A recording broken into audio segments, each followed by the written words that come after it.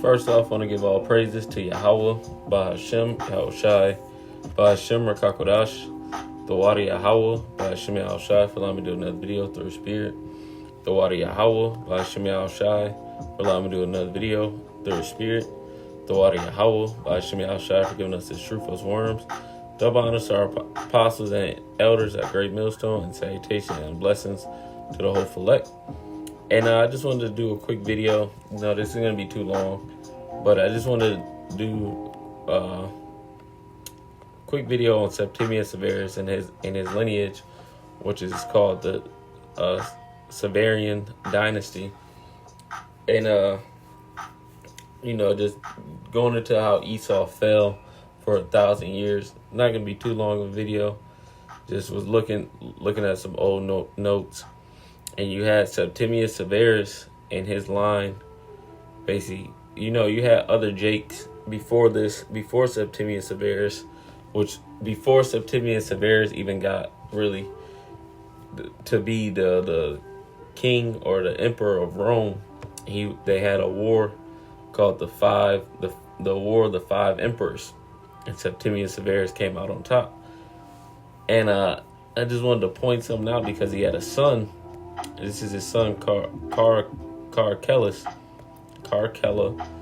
and I guess he was in that movie. I haven't seen it yet. That movie, that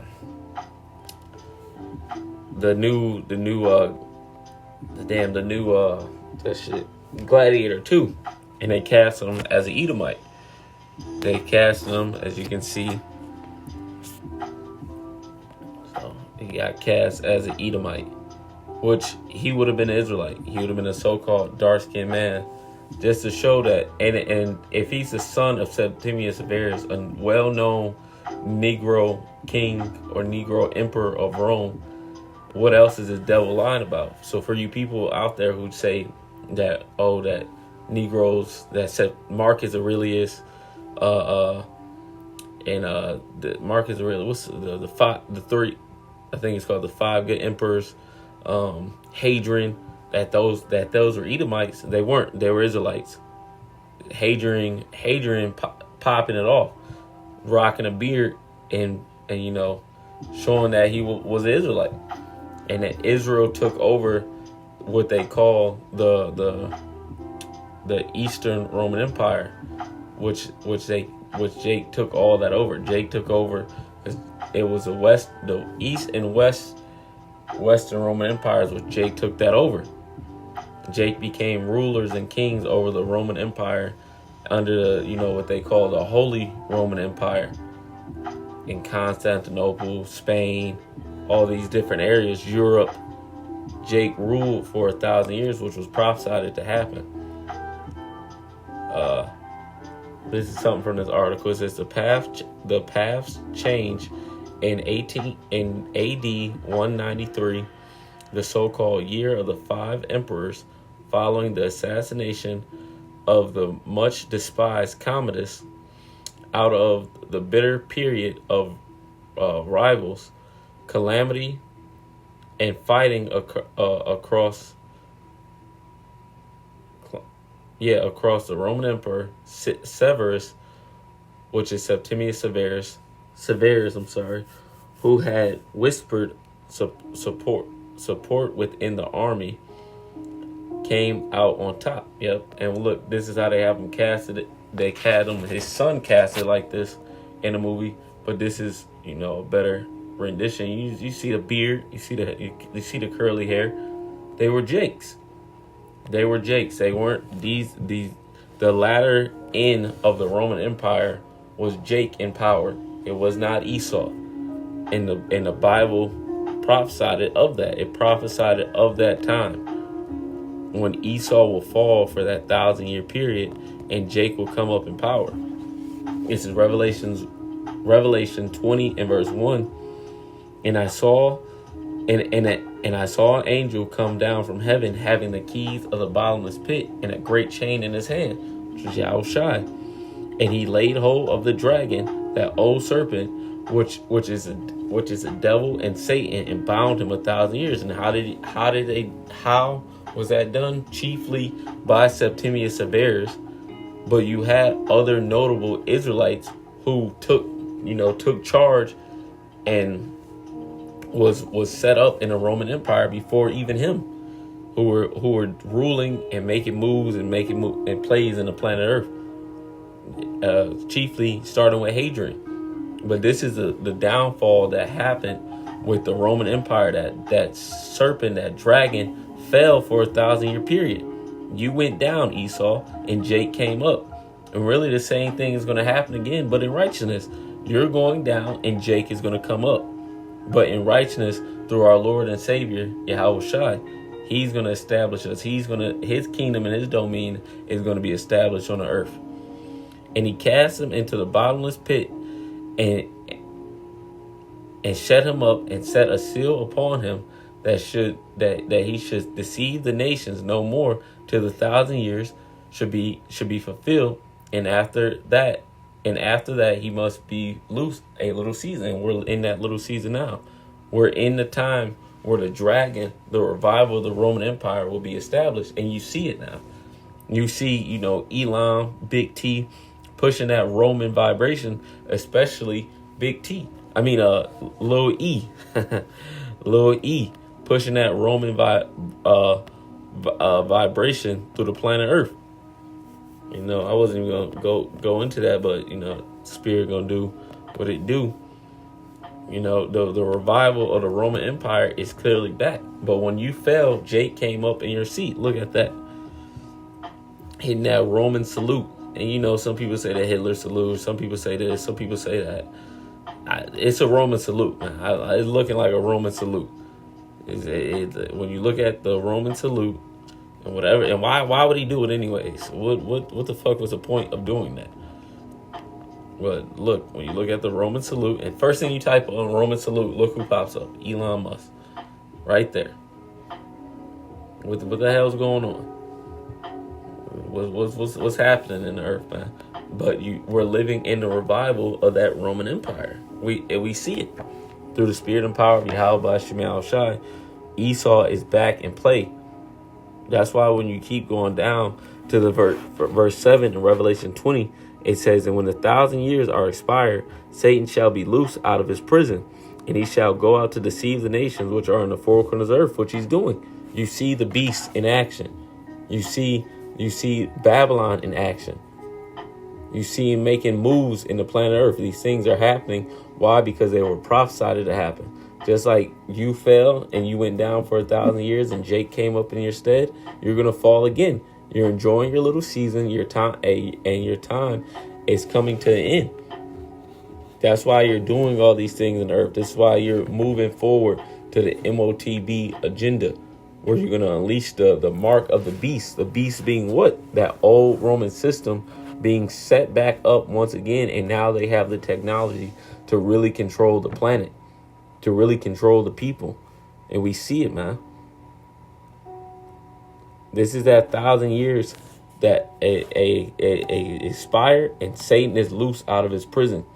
He's back. The so-called white man is back on the planet Earth, running amok once again. And that will only be for a little while, because as you see this man crashing out to bring forth his MOTB, what ultimately happens at the end of a crash out? They crash. There will be a crash. You're gonna continue to move forward. You're gonna continue to lie to the planet and continue to push forward to your agenda. But you don't know that Yahweh Shemel Shai has a game plan for your ass, man. This is Revelation 17 and verse, let's get straight to the point. Verse 11. "And the beast that was and is not, even he is the eighth, and is of the seven. And the beast that was and is not, even he is the eighth, and is of the seventh that goes in perdition, which is who? This place, Babylon the Great. How is it of the seven? Because it stems from Great Britain, which was of the seven. The 7 heads and the 10 horns. He is the eighth, was and is not. Who was it? Who was it? What was it before? The Roman Empire, but now it's back. And where is it spearheaded out of? The great, good old Babylon the Great. Here, that goes into perdition, and you will fall as you move forward to your new world order and to your own demise. We're going to see Yahweh Shema Shai work and bring forth destruction at the same time. And let's read verse 12. And the 10 horns which thou sawest are 10 kings, which have received no kingdom as yet, but receive power as kings 1 hour with the beast. Oh yeah, they would be come back into power. These have one mind, and they shall give their power and strength unto the beast. Yeah, because all these kings and all these, they all fall under whose jurisdiction at the end of the day? This bitch. NATO and EU, who answered? Who do they have to answer to? Here. This is why at the end of the day that it says what it says in Obadiah. This is Obadiah 1 and verse just start at 1 and verse 7. Obadiah 1 and verse 7, this has not been fulfilled yet. All the men of thy confederacy have brought thee even to the border. The men that were at peace with thee have deceived thee and prevailed against thee. They that eat thy bread have laid a wound under thee. There is no understanding in him. Yeah. All these, the 10 horns, there's the 7 heads and 10 horns, they're all going to turn against you, man. That's why you have things like Brexit, where they're leaving, they're exiting those unions that they made together with you. Like, we out of here. And everybody seems to forget about that, but that was a major play in the planet Earth. That was a major thing. The whole nation's like, yeah, we're leaving, y'all. We're leaving this organization. We're out of here. Let's actually pull that up. Pull it up on Google.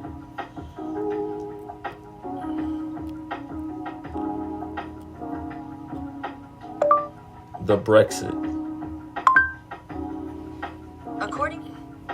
It says Brexit was an overall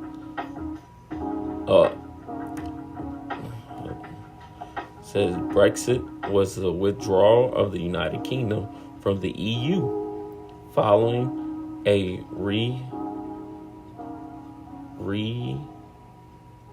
referendum held in the UK on 23rd June 2016.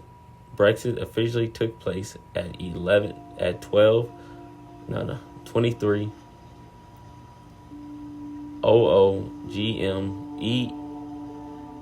GMT on 31 January 2022. Yep. So they're like, we're out of here. The UK said we're leaving the EU, the European Union. That goes into what? And these tensions with these other, these allied countries, they're only going to get worse, man. I'm going a little bit off the main point, but it is what it is. The main point was bringing out the beast. Jake ruled after you devils fell. But now, hey, you see the same thing happen again. Jake is going to rule, but in righteousness this time. Jake will take your place, but in righteousness. But going into the nation, your allies. This is Daniel 2 and verse 34. Daniel 2 and 43. And whereas thou sawest iron mixed with miry clay,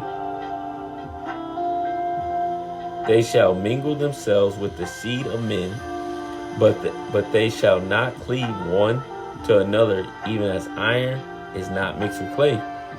And in the days of these kings shall the God of heaven set up a kingdom which shall never be destroyed, and the kingdom shall not be left to other people,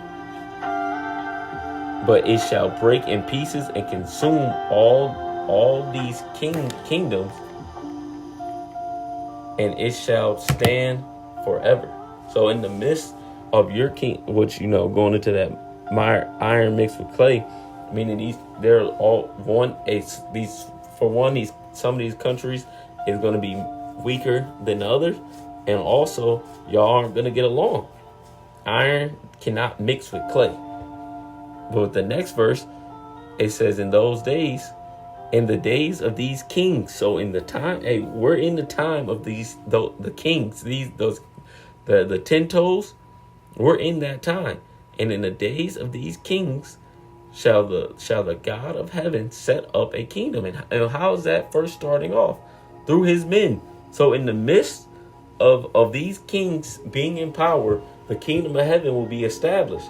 And what is the first steps to the kingdom of heaven being established? The men of Yahweh Shem Shai being set up. What does it say in Titus? No, Thessalonians. It says that, the Lord is going to destroy them with the spirit of his mouth and a brightness of his coming. So in the midst of these kingdoms and this devil raging and crashing out, the kingdom of heaven will be established before their eyes, which shall not be destroyed, and the kingdoms shall not be left to another, which is going to be fully presented when Yahweh Shai comes and establishes us. But it shall break in pieces and consume all those kingdoms, and it shall stand forever. Yeah.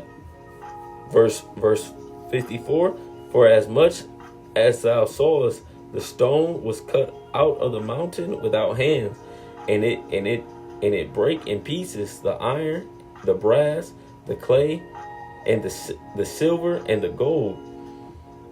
The great power have made known to the kings what shall come to pass hereafter, and the dream is certain, and the interpretation thereof sure. So, the kings of the earth are, y'all aware that your kingdom is going to fall, and that Yahweh Shai is going to establish his kingdom and everlasting dominion forever and ever upon the planet earth. So do what you need to do. Crash out, do what you want, but it's already written. As you fell before, you will fall again. That you are not gonna. You can crash out all you want with your MOTB, with your bringing ultimate control to the planet Earth. You can crash all the way out. But Yahweh Shem Shai is going to establish Jacob as the rightful rulers of the planet Earth, man. There's no doubt about it. That's going to happen. There's no changing it. There's no going around it. It's like the Lord said. That's like the angel said through the spirit and power of Yahweh Shem Shai. The dream is certain and the interpretation thereof is sure. So, you fell once before and Jake came up into power, and you're going to fall once again and Jake is going to come up to power. But in righteousness this time, not in that, them Jakes was wicked. A lot of them kings was wicked as hell. A lot of them Roman emperors, shit, all of them was wicked. Just because them niggas got good quotes, something like Marcus Aurelius and all them, some of them got some good quotes. Them niggas was wicked as hell. Shit, Hadrian renamed Israel Palestine. He's the reason Israel is called Palestine again. It say Hadrian put more hell on them Jakes than what happened in 70 AD. Man, Jake was fucking their own up. That's in the history. But this is 2 Ezra 6 and verse 9. For Esau is the end of the world, and Jacob is the beginning of it that follows. And you fell once before Esau, and you're going to fall again. And Jake is going to rule. But Jake is going to rule in righteousness under the authority of Yahweh Shem Shai. Not under that bullshit Jake was doing during the Holy Roman Empire. So with that, all praise be to Yahweh, Shem Shai, Shem Rakakodash. With that, shalom.